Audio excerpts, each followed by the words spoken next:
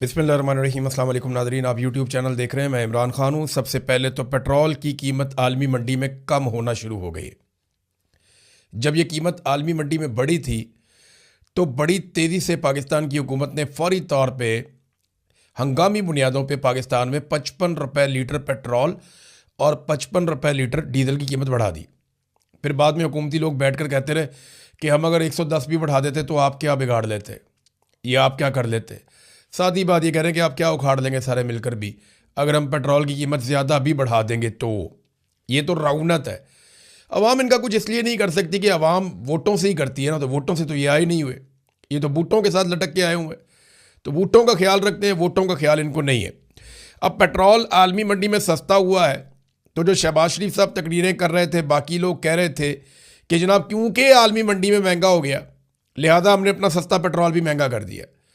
भाई पेट्रोल का आपके पास ज़ख़ीरा पड़ा हुआ है, आपने बहुत सस्ता ख़रीदा हुआ है तो सस्ता बेचे ना लोगों को। जब महंगा आएगा तो महंगा बेच लेना। लेकिन यहाँ पे इन्होंने उल्टा काम किया।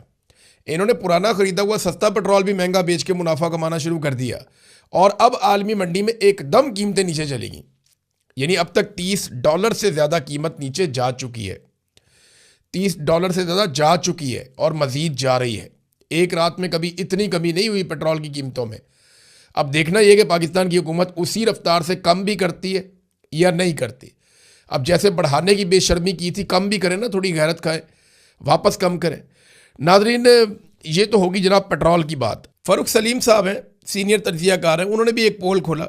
उन्होंने कहा जी 2 महीने की वज़रा ने अपनी तनख्वाहें छोड़ी हैं तो 2 महीने की इनकी तनख्वाहें बनती हैं 2 करोड़ और 50 लाख रुपया। लेकिन जो ईंधन हुकूमत इस्तेमाल करती है उसका जो 2 माह का बिल बनता है वो 19 अरब रुपए का बनता है। यानी ईंधन का बिल 1,000वां हिस्सा है ये तनख्वाह जो है ईंधन के बिल की। तो ये कौम को हमेशा बेवकूफ़ बनाते हैं।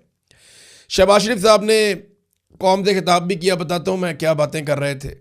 लेकिन एक उन्होंने ट्वीट किया जिसमें शहबाज शरीफ साहब यूएई के अंदर 2 पाकिस्तानी जांबक हो गए, शहीद हो गए, और उस पर शहबाज शरीफ साहब ने बताया उनका दिल खून के आंसू रो रहा है और बड़ा लंबा चौड़ा उन्होंने ट्वीट कर दिया। लेकिन कराची के अंदर अमरीकी कौंसलेट के बाहर गोलियों से भून दिया गया 1 दर्जन पाकिस्तानियों। उसके बारे में शहबाज शरीफ ने कुछ नहीं बोला क्योंकि वो अमेरिकन ने मारा था मुबैना तौर पे। यानी अमेरिकन मारे 1 दर्जन पाकिस्तानी भी मार दें तो शहबाज शरीफ नहीं बोलता। लेकिन यूएई के अंदर क्योंकि ये तासुर है कि वो ईरानी हमले में मारे गए हैं तो शहबाज शरीफ बोलता है। यहाँ से आप अंदाज़ा कर लीजिए कि शहबाज शरीफ की नज़र में अमेरिका इम्पॉर्टेंट है या ईरान। हमारा हमसाया मुल्क है, बरादर इस्लामी मुल्क है, लेकिन शहबाज शरीफ को अमेरिका से बढ़ के कुछ नहीं है। ये जो खिताब किया इसमें आयतुल्लाह खामनई की शहादत के ऊपर मजम्मत की, इसराइल की मजम्मत की, लेकिन ना तो 168 बच्चियों का नाम लिया, ना उन्हें कत्ल करने वाले अमेरिका का नाम लिया।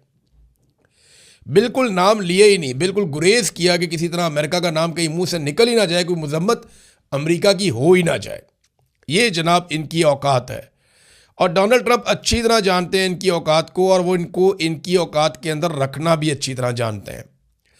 अब नाजरीन, इसराइल से ना कुछ खबरें ऐसी आ रही हैं जिनकी हम अभी तस्दीक नहीं कर सकते, लेकिन इसराइली मीडिया और दीगर जो आलमी मीडिया है वो इन खबरों के बारे में बार बार बात कर रहा है। इन खबरों की जो तरदीद छपवाई जा रही है इसराइली गवर्नमेंट की जानिब से इसराइली मीडिया में, उसमें भी कोई सबूत नहीं दिया जा रहा। यानी ये कहा जा रहा है कि जो खबर आई है उसका सोर्स ठीक नहीं है, जो खबर आई है उसके अंदर ये गलती है। ये नहीं कहा जा रहा कि खबर ही गलत है और झूठी है और ये सबूत है हमारे पास। मिसाल के तौर पे ये एदो नेतन्याहू है, नेतन्याहू का भाई है, इसके बारे में दावा किया गया कि ये ईरानी मिसाइल हमले के अंदर ये मारा गया।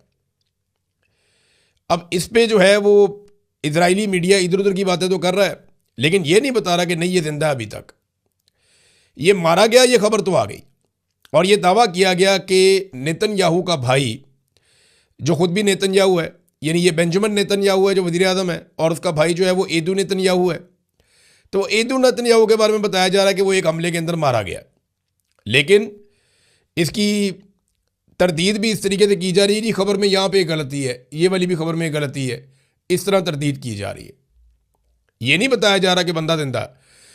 फिर एक इतमार बिन गवीर, ये एक और वजीर है, नेशनल सिक्योरिटी का मिनिस्टर है इसराइल का, बड़े सख्त बयानात ये देता है। इसके बारे में खबर आई कि ये भी मार दिया गया। तो इजरायली मीडिया ने कहा नहीं, इसका तो कार एक्सीडेंट हुआ है। कभी इसके बारे में खबर आती है ये मार दिया गया, कभी खबर आती है ये बहुत ज़्यादा ज़ख्मी हो गया। बेंजामिन नेतन्याहू जो वज़ीर आज़म है इसराइल का, वो खुद भी गायब है। यानी पिछले 2 दिनों से मैं अभी चेक कर रहा था सारा मीडिया पे, सोशल मीडिया पे, हर जगह डोनाल्ड ट्रंप आपको हर 2-4 घंटे के बाद नज़र आ जाते हैं। आपको पता चलता है डोनाल्ड ट्रंप ने ये स्टेटमेंट दिया, ये बात की, अब ये वाला हिकमत अमली बना रहे हैं, ये वाला मंसूबा है, वो आपको नज़र आता है। जंग में है ना, नेतन्याहू आपको लगातार एक दिन में 6-6, 7-7 दफ़ा नेतन्याहू की खबर आ रही थी, लेकिन गुज़िश्ता 2 दिनों से, अभी जब मैं रिकॉर्डिंग कर रहा हूँ, नेतन्याहू दिखाई नहीं दिया। ना नेतन्याहू की कोई एक्टिविटी रिपोर्ट हुई है, बल्कि कुछ ऐसे दावे भी किए जा रहे हैं कि नेतन्याहू की कुछ ऐसी मुलाकातें या मीटिंग्स जो तय थी वो कैंसिल हुई हैं। अब ये क्या हुआ है इसके बारे में कुछ कहा नहीं जा सकता। नेतन्याहू कहाँ है बताया नहीं जा सकता। अफवाहें लोग उड़ा रहे हैं कि शायद नेतन्याहू मारा गया। कुछ लोग ये अफवाहें उड़ा रहे हैं कि शायद नेतन्याहू जो है वो ज़ख्मी हो गया। अब नेतन्याहू ज़ख्मी है या मारा गया है, इसके बारे में अभी इस वक्त जो इतलात आ रही हैं वो मुकम्मल तौर पे कंफर्म नहीं है, लेकिन नेतन्याहू मंजर से गायब है। 2 दिन हो गए हैं, नेतन्याहू की कोई फुटेज, कोई बयान, कोई चीज़, कोई मुलाकात कुछ सामने नहीं आया। हालांकि जो आदमी जंग लड़ रहा होता है उसको रोज़ाना सामने आना होता है। एक छोटी सी जंग थी ये आज़रबाईजान की और आर्मीनिया की, रोज़ाना की बुनियाद पे दोनों हुक्मरान सामने आते थे। इल्हाम अलीयव जो आज़रबाईजान के सदर थे, वो रोज़ाना स्टेटमेंट देते थे, 4-4, 5-5 टीवी चैनल्स को इंटरव्यू देते थे। लेकिन यहाँ पे नेतन्याहू का इस तरह से गायब हो जाना, कुछ कहा नहीं जा सकता कि मामला किस तरफ जा रहा है। सऊदी अरब पे भारत बहुत ज़्यादा दबाव है। डोनाल्ड ट्रंप के करीबी साथी सऊदी अरब पे दबाव डाल रहे हैं कि आप इस लड़ाई के अंदर उतरें, आप इस लड़ाई को लड़ें, और सऊदी अरब को ये लड़ाई लड़नी चाहिए। बार बार ये कहा जा रहा है, और सब ये जानते हैं कि अगर सऊदी अरब ये लड़ाई लड़ेगा ना, तो ऑटोमेटिकली पूरा का पूरा अरब खित्ता इस लड़ाई को लड़ेगा। वो ये जानते हैं कि अगर सऊदी अरब ईरान के खिलाफ इस लड़ाई में आ गया तो ऑटोमेटिकली कतर भी आ जाएगा, कुवैत भी आ जाएगा, यूएई भी आ जाएगा, उर्दन भी आ जाएगा, बहरीन भी आ जाएगा। कम से कम ये 6 ममालिक मिलकर अटैक कर सकते हैं ईरान के ऊपर, अगर सऊदी अरब इस लड़ाई में उतर गया तो। अभी तक तो सऊदी अरब नहीं उतरा है।